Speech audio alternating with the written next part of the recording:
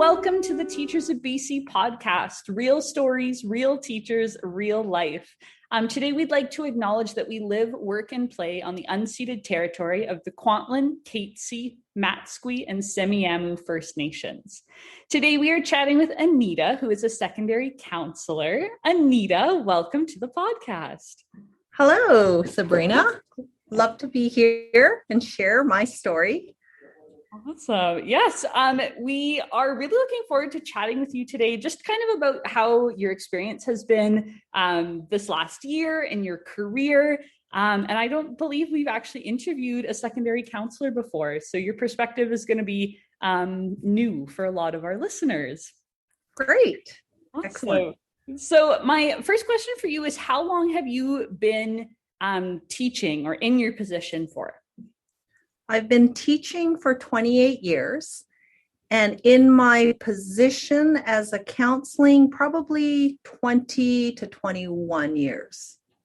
Yes. Okay, excellent. And have you been at the same school the entire time, or have you gotten a chance to move around a bit?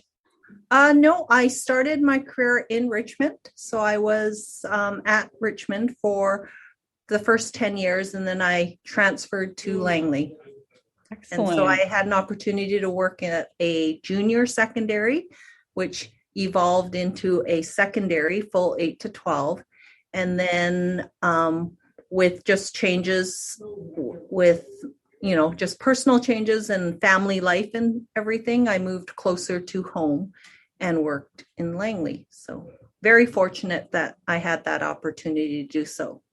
Yeah, absolutely. Great. And what made you decide to go into teaching? Well, I think it's the love of interacting with kids, children, both school age, elementary, primary, intermediate, and secondary. And I've always been in a work as a child caregiver. So I worked with Vancouver Parks Board. I worked at a before and after school daycare. I've lifeguarded. So a lot of children in my life. Yeah. Oh, that's excellent. I know that's always something we like asking people on the podcast is how they got into teaching, right? Because for a lot of people, it's very non-linear. It might have been a snap decision. Sometimes it was like all the signs pointed to that you would go into something in education, right?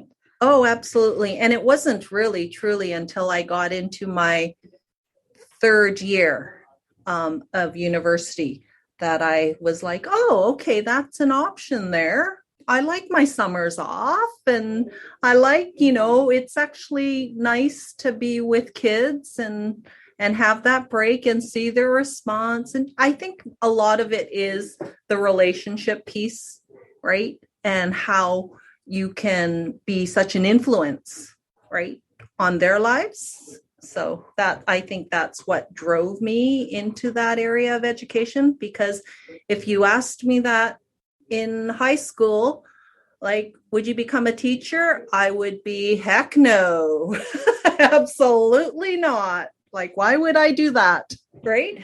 But that goes to show how things sort of change your mindset and your perspective on life and where you're headed. And I always guide my students in that same direction. It's very fluid, right? And what may be okay now may not be okay tomorrow or the next day or the next week. So I'm living proof of that going into this profession. Yes.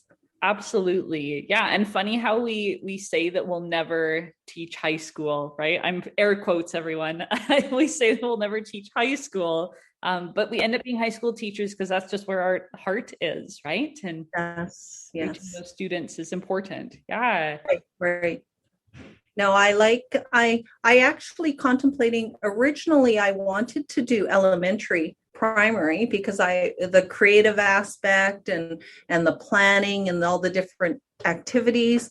And then I thought, am I gonna want to have a family one day? Because you're pouring out all that energy throughout the day, and to think of going home and doing the same as a parent, it's, I had to kind of reassess, what am I doing? I think it'll be easier for my own mental well-being and my ability to parent the way I effectively if I went into the secondary. And I have no regrets. I love the secondary. I love that. That's awesome. So my next question is, in what ways has your job maybe looked differently this year? What have been some new challenges or fewer challenges, I guess, that you've encountered? Right. With the COVID and the pandemic? Yeah. So when we went into lockdown last year, spring break, it was, oh my goodness, right? My first reaction was, my students at risk, they need that interaction, they need that connection. How am I going to reach out to them? And so that has been a huge challenge until we started using the Teams platform to reach out to our students. And the fact that our district gave all the counselors a Teams phone number.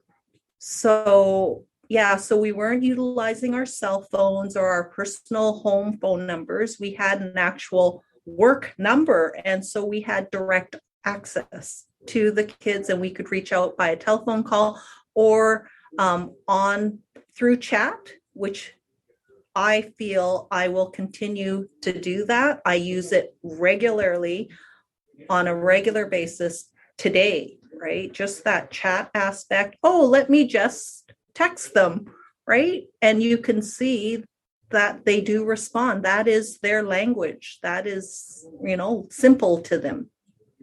Absolutely. So I love that. So when you talk about the struggle, it is the connecting, the face-to-face, right? On a regular basis, because there is that need for human connection. But at the same time, there is a silver lining in ways of reaching out to them in other ways. So yeah, absolutely. I think that's been a big thing that we as in the classroom have found has been so helpful in connecting with kids and parents. And there's a bit of accountability, right? You can post an assignment and you can add their counselor, their resource teacher, their EA, and everyone is kind of now in on what's happening in the room, which we didn't really have before. I felt more of an island, and now I feel like there's more collaboration, or at least accountability for our students that are at risk. So yes, absolutely, right. Yeah, so you're reaching out to them, and then you've got the other aspect of scholarships or post-secondary information that you want to get to your senior students, right? So you could just send it out instantly. It's on their phone, it's accessible, it's fantastic. Great. Yeah, absolutely. Wow, that's great. I know that sometimes counselors, I feel have run such different schedules than teachers do, right? We don't often get to collaborate with our school counselors unless we're working with the same student or we see each other personally after school. So right. That's great to know that there's a connection point that's working for both us and for counselors. Mm-hmm. Yeah. Thank you. So my next question is, do you have any recommendations or strategies for teacher wellness? And before we started recording, we were just talking about a wellness calendar that you've been kind of doing this month, but yeah, do you want to speak to that? So May is Mental Health Awareness Month, right? So the Canadian Mental Health Association had last week as their mental health awareness. So we're just sort of extending it through the whole month. And when this pandemic hit and we saw the impact it had on not only staff, but students' mental health, the level of anxiety, the unknown, the worry, just the panic that all sets in. And we felt that we needed to do something. We needed to intervene and help and know that they're not alone. These feelings are normal, right? You're not going crazy. We need to take the embrace all the emotions and work with it and respond accordingly.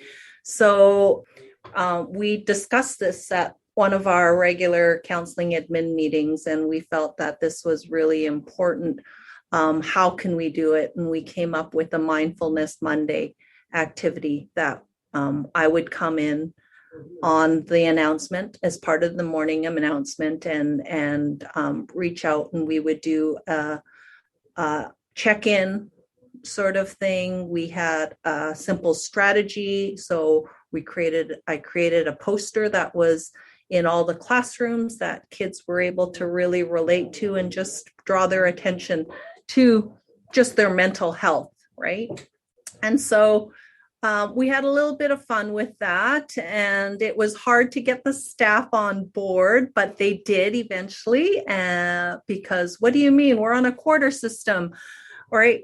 This time is valuable. Well, it's 1 minute or 2 minutes of just staying, drawing your attention to the present, just to calm the soul before they could carry on with their day. And so eventually, they got on board, and now, so we're at May, and I'm so excited because it's Mental Health Awareness Month. We've got to do this. And so I have a couple of apps that we use to support our students, and one of them is called Calm. It's a Calm app, and what they put out for the month of May is this Mindfulness Calendar, and it's an activity that every day in May, there's just something to be an activity that you can do to be mindful. So we've got this going on in our school. So last week, for example, it was so exciting to see, one of the classes, it was take a break, go for a walk today, even if it's just around the block. Movement affects our mood. And we had a couple of classes out there walking the path, and we're going to take a break right now. We're going to go for a walk. And so they are really, really embracing the fact that, yes, this really matters.